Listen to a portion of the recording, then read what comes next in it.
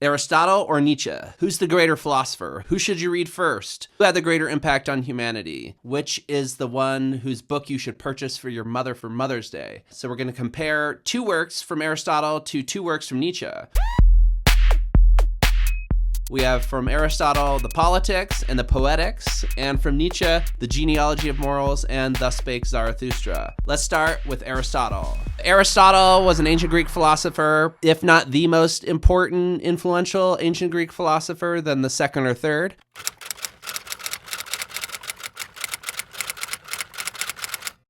Aristotle was a student of Plato's, and Plato in turn was a student of Socrates's. You can think about them in that threefold order. Aristotle then mentored Alexander the Great, famously. Aristotle made important and lasting contributions, not just in what we think of as philosophy, a discipline that he did more than anybody else to systematize and to establish the different positions within and the different categories of, but as a natural philosopher. Aristotle wrote about physics, he wrote about biology. Aristotle was an incredible teacher as well and had his own school that he founded that was a sort of follower of Plato's Academy, but in a different Aristotelian way. Aristotle's most important and lasting contributions are felt across really every philosophical subdiscipline, but especially metaphysics, where there's the idea of the unmoved mover and his famous account of and definition of causality. We also have the Nicomachean Ethics, where Aristotle's notion of habit, character, the golden mean, or finding the center is articulated. You have Aristotle's Politics, which we're going to talk about, and then Aristotle's Poetics. Another general interesting fact about Aristotle is that we only have roughly a third of his written corpus that has survived from antiquity. We know that Aristotle also wrote dialogues like Plato did, and that in Aristotle's own time, he was known as a witty writer, and that was especially evident in his dialogues. But we have nothing from those dialogues. What we do have from Aristotle, though, are his technical texts that scholars think are like a type of textbook that Aristotle wrote to share with his students and others in his community. So Aristotle's philosophy often comes across as technical and scientific and methodological, and his writing, at least in English and in the languages I've been able to read him in, is powerful and is effective. But it is interesting when you consider him in comparison with Plato, who wrote almost entirely in dialogues and whose philosophy is really then articulated in that form, how different stylistically Aristotle is, and how that stylistic contribution is also a big part of Aristotle's importance in the history of philosophy. Now let's skip ahead and talk a little bit about Nietzsche. Nietzsche was a German philosopher who lived between 1844 and 1900. He's one of the most well-known and widely read philosophers in the world of the past several centuries, if not the most. Ethics, and the concept of God, and the concept of truth, and the concept of eternity. All of those things Nietzsche throws into question in a pretty systematic and brutal way that I think have, from Nietzsche's own time, rubbed many of, not necessarily his readers, because I think people who read Nietzsche appreciate him. You can't not appreciate him. He's such a good writer. But it's rubbed the wrong way the prevailing society in which Nietzsche's works have been received from the start and up through today. Nietzsche's a kind of dangerous philosopher insofar as his works really are about critiquing, and they're a sort of critique of modernity as he knew it, a critique of, in particular, European systems of morality and government and individualism and philosophy. So Nietzsche is very much a critical philosopher in the sense that he has a critique or a diagnosis of the past and of the systems in which we live that he bases his philosophy upon. And then having established that diagnosis, Nietzsche then goes on to lay out a prognosis, like what will happen in the future, and then to issue a treatment. So Nietzsche is a diagnostic philosopher, but also a philosopher with a lot to recommend. So now let's talk about 2 of these books. I got Nietzsche's Genealogy of Morals and Aristotle's Politics here. This volume also has Nietzsche's book Ecce Homo, which is his autobiography. That's a really interesting text if you like philosophical autobiography, but I'm going to focus on the Genealogy of Morals because that is Nietzsche's key work in moral and political philosophy. In Aristotle's Politics, we have Aristotle's theory of the polis as the state or the community or the city. We have where it's like cosmopolitan, when your polis is the cosmos. Politics, the whole idea of a politics and of having a political system, is etymologically rooted in this Greek notion of the polis. How can you understand Aristotle's Politics? It's basically an attempt to say what is natural in humans, and on the basis of that, to draw out and elaborate what is a natural way of living politically or living together for human beings. For Aristotle, humans are not the only political animal. There's also bees. We can think of meerkats, naked mole rats, ants. There's a lot of creatures who are also political. That is to say that we, like bees, live in community with one another. We're political in the sense that we belong in a polis with one another. And that's part of our nature, and that's part of who we are, and that's something that belongs to us. For Aristotle, the natural human political system is then a certain kind of state organized and governed in a certain kind of way.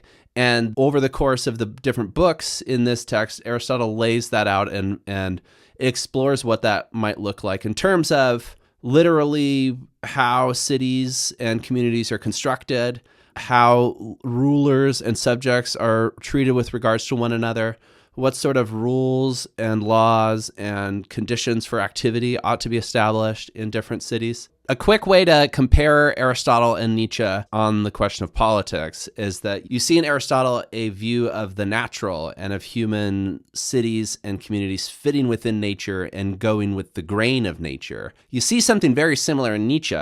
In this text, The Genealogy of Morals from, 1887, here he innovates this concept of genealogy applied to morality. And the very idea that morals or morality has a genealogy at all is part of the novelty of Nietzsche's thought and what he does, and not just in this text, but in a number of his works when he focuses his thought on the history of ethics, politics. So here Nietzsche employs and develops, as he's writing, his genealogical method, which is to say that he takes a moral concept, say like goodwill or conscience or guilt or asceticism or any number of other concepts that are at play in our moral lives. The idea is that all of that has a history. It has a background. It has a past whereby things were different than where they are now. And genealogies, just like when you trace a family tree through history, genealogies are not a matter of straight linear growth, but they're a matter of a sort of chaotic, multi-directional branching. And so the whole notion of genealogy as applied to morality for Nietzsche is a way of thinking about morality in historical terms. It's important to realize and consider Nietzsche as a post-Darwinian thinker. Nietzsche anticipates Freud in many ways with his naturalized psychology of human beings. Nietzsche sees humans as sorts of animals, like Aristotle, but whereas for Aristotle, humans fit in nature in a static way, for Nietzsche, humans fit in nature in a more dynamic, energetic way.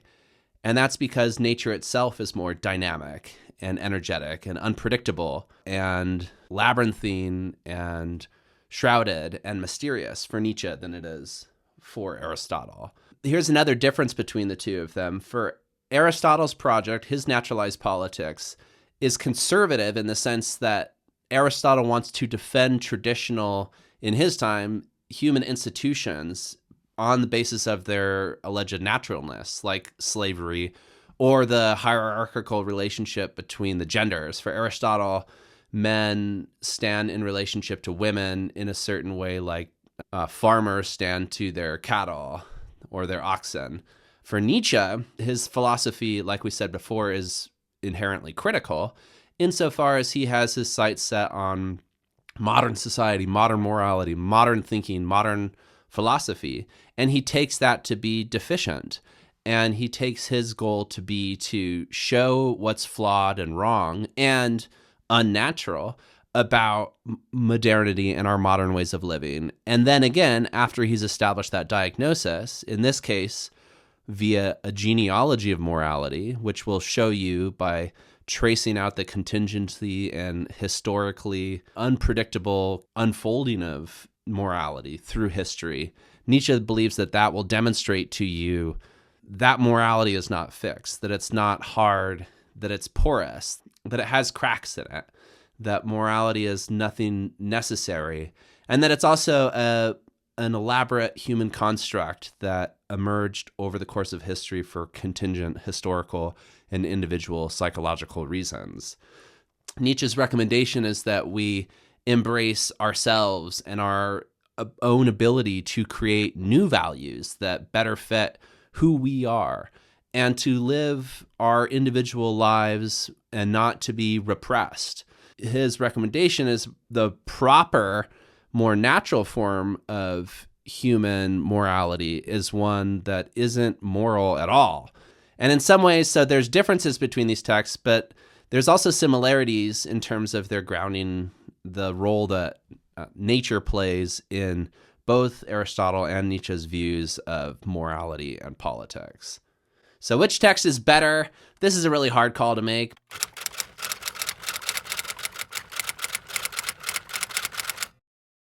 The more important historical text would certainly be Aristotle. It's hard for any later philosopher to match Aristotle in terms of historical importance. But if I had to choose one text to read, or one text to recommend that you read, I think you should read Nietzsche's Genealogy of Morals, because it's a text where you really learn about yourself and the world that you live in. And even though Nietzsche wrote it in the 1880s and had a whole host of examples in mind that now are antiquated and seem quite distant, it's clear when you stop and think about it that what Nietzsche's talking about is still very much alive today and very much a problem for us. And Nietzsche's text really still speaks to that in a very poignant way. Okay, so now let's talk about Aristotle's Poetics and Nietzsche's Thus Spake Zarathustra. In the Poetics, Aristotle focuses on drama and gives us a theory of how the right and best kind of dramas unfold. He talks about tragedy and comedy and history and different genres that were already established in his time in the century before, in the so-called high era of classical Greek drama, where we have dramatists such as Sophocles, Euripides, Aeschylus, and others performing such well-known works as Oedipus Rex, Antigone, The Frogs, The Clouds, all these well-known pieces that give rise to a number of memes throughout cultural and mythological and literary and dramatological history. Probably the best known concept in here is Aristotle's concept of catharsis. You know, you've probably used this word catharsis. You may have found it a particular experience to be cathartic. People talk about going into the sauna or into the hot tub and having that be cathartic. People talk about going through an intense experience and then really getting something out of their system and having that processing, that sort of digestion. That's catharsis. So catharsis in Aristotle's sense is what happens in a good dramatic work where the tension is finally released near the end. Aristotle lays out a certain dramatic structure whereby things are introduced and established, and then tension builds, and then tension is released. And there's a meaning and a reflection that happens on behalf of the audience in a moment of catharsis. And catharsis is essential because without it, a dramatic work has no real emotional human value. It might be an interesting story, but for there to be real power, there has to be catharsis, and the audience has to be swept up in the power of the drama or the poetic work.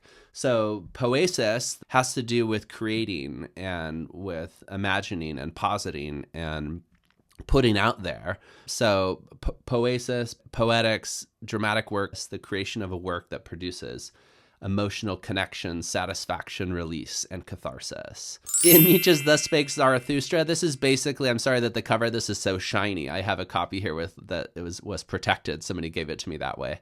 So that way the jacket will survive the ages. This you can think of as Nietzsche's philosophical novel. If Ecce Homo was his autobiography, this is his philosophical novel in a sense. And Zarathustra is a character that Nietzsche innovates here, based loosely on the historical figure of Zarathustra, Zoroaster, right, from the religion Zoroastrianism, the ancient Iranian religion. But Nietzsche takes this figure from history and twists it and blends and puts his own stamp on it. Zarathustra is Nietzsche's hero, anti-hero. Zarathustra is a prophet, hermit guy who has spent most of his life in seclusion, living in caves, far away from other human beings, up in a mountain in his cave, but then at some point is compelled to go down to join the rest of humanity in order to complete his mission, which is a sort of educational mission, but also a sort of critique of the status quo as Zarathustra finds it. And it's also written in a more experimental verse form than Nietzsche's other texts are written. Nietzsche was a wonderful writer, as I mentioned before, and you can tell by the style of different works which work you're in. Nietzsche also famously wrote in aphorisms.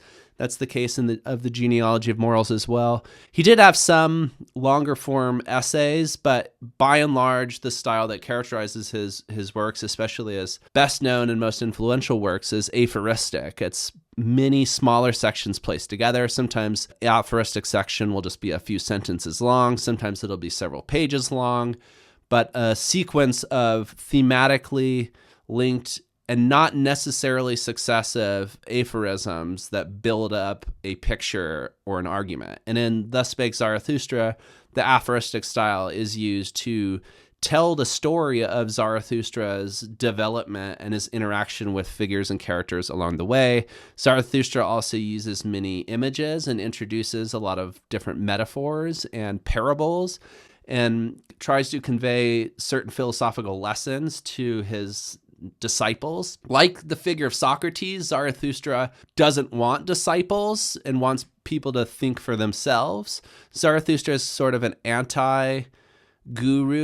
It's a wonderful text if you're interested in a more literary telling. It is also incredibly allegorical throughout, and the story has a lot of humor. This text was written before of the Genealogy of Morals, but it's connected to that text in Nietzsche's thinking in terms of Nietzsche's wish to present a unified theory and account of human action in the world, and to explore various archetypes and figurines of the right type of natural human who, in Zarathustra's case, is a natural being living in nature, in accordance with nature, embracing nature, but is also somebody who takes their nature into their own hands.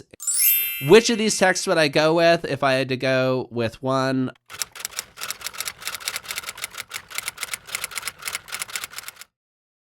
I would say, in this case, I'm going to side with the Poetics. Thus Spake Zarathustra is a wonderful book.